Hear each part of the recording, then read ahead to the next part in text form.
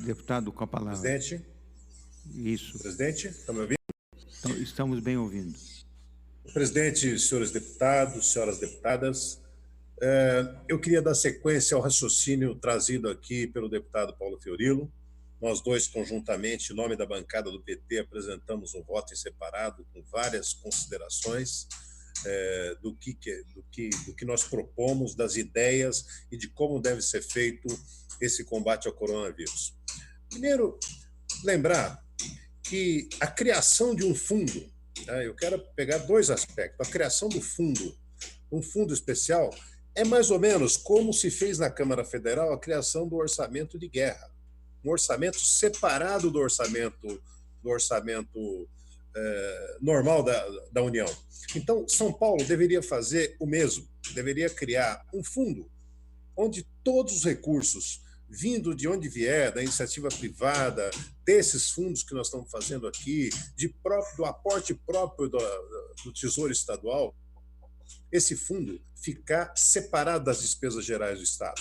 Porque nós vamos ter na questão do Covid não apenas o socorro do ponto de vista sanitário, da saúde, dos respiradores, das máscaras, dos EPIs, dos medicamentos, dos hospitais de campanha, mas também tem uma série de gastos que o Estado terá que fazer para proteger as pessoas e as microempresas, né?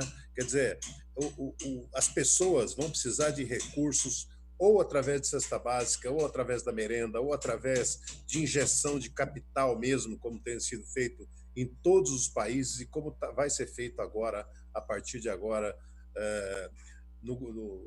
com o auxílio emergencial do governo. Eu queria também dizer que é o seguinte: aprovar medidas, sabe, de alcance e de facilitar o combate ao coronavírus, como estamos fazendo aqui, não pode, não deve ser a transferência de um cheque em branco na mão do governador do Estado, né? Porque isso não dá certo. A Assembleia não pode renunciar ao seu papel.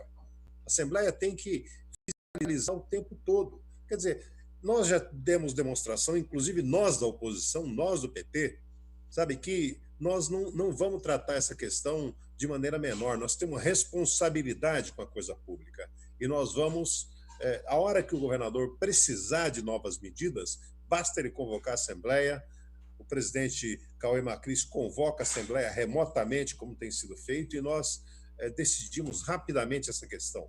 Eu penso, portanto, que nós não precisamos dar esse cheque em branco, tanto em termos de tempo, quanto para ele usar. Eu acho, por exemplo, o deputado Carlão Pinhatari, líder do governo, quando se fala que a utilização dos recursos será feita preferencialmente para o combate ao coronavírus, quer dizer, por outro lado, que pode ser usado para outras questões.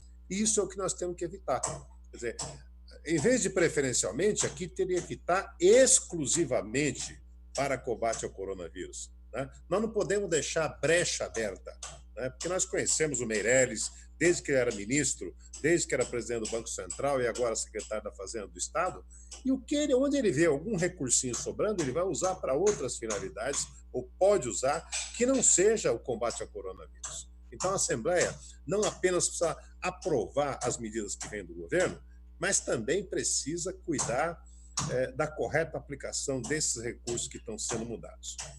A segunda preocupação, presidente, eu queria trazer isso aqui, é que nos fundos que foram transferidos, estão sendo autorizados a transferir para o Tesouro Estadual, não está o fundo de despesa da Assembleia Legislativa, né? Todo mundo fica falando, olha, cortar disso, cortar correspondência, cortar tanto. Na verdade, o grande dinheiro que a Assembleia pode colaborar e deve colaborar é passando a totalidade desse fundo. Esse fundo não é o orçamento da Assembleia, é um fundo à parte, ele não compromete em nada, né? Ou melhor, ele compromete alguma coisa que está em andamento.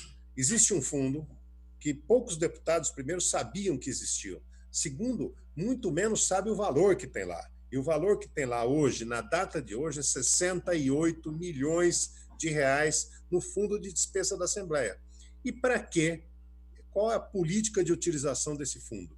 Nesse momento, está em andamento uma licitação para a contratação de agência de publicidade e agência de mídia digital, que gastará aproximadamente 40 milhões desses 68. O que eu acho que não tem importância nenhuma nesse momento. Que vale a Assembleia investir em publicidade ou em mídias digitais no momento que o país tem que enfrentar e o Estado tem que enfrentar o coronavírus? Não tem o menor cabimento, mesmo porque a Assembleia já tem canais próprios de TV Assembleia, de Rádio Assembleia, de mídias digitais capazes de dar conta dessa tarefa. Então, o apelo que eu faço é que o fundo de despesas da Assembleia, de 68 milhões, seja incluído, sabe, nessas verbas que serão transferidas ao Tesouro do Estado para o combate a coronavírus. Eu acho que isso é muito importante, nós temos o dever de dar um exemplo, e esse exemplo eu acho que seria muito importante para tocar essa situação. Eu queria também abordar, senhor presidente, algumas coisas que o deputado Paulo Fiorilo já abordou aqui, aliás, muito bem, com muita propriedade, mas a verdade é que nós precisamos, essa questão dos terceirizados, não está se falando de pouca coisa. Veja bem, o governador pede para as empresas não demitirem, mas, ao mesmo tempo, as empresas são contratadas, né? Por exemplo, empresas de mão de obra, né? De terceirização de mão de obra que contrata merendeira em todo o estado de São Paulo. São milhares de merendeiras. Bem, com a suspensão da merenda escolar, a suspensão das aulas e, consequentemente, essas merendeiras não têm serviço agora. Mas é razoável que elas continuem recebendo para não agravar o problema no Estado. E como que isso tem sido feito em várias prefeituras? Tem sido mantido o contrato com as empresas, né? Quer dizer, você não precisa revogar esse contrato. O Estado pode manter, não tira toda a parte que não é salário, mas pelo menos aquela parte do contrato relativa a salário deveria ser mantida. O Estado, nesse momento, né, isso nem sou eu que estou falando, isso o próprio ex-presidente Fernando Henrique acabou de falar.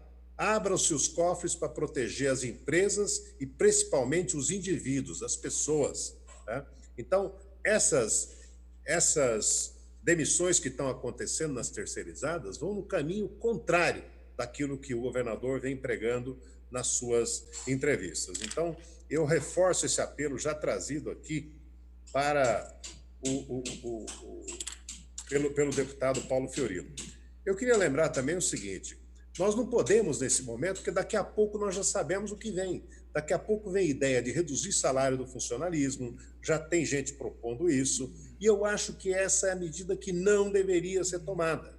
Nós não podemos agravar a situação de ninguém, sabe? Se for para agravar, o Estado que corte em áreas essenciais. Cortar salário nunca foi uma boa medida, mesmo porque o funcionalismo público de São Paulo acabou de sofrer uma drástica medida que foi o aumento da contribuição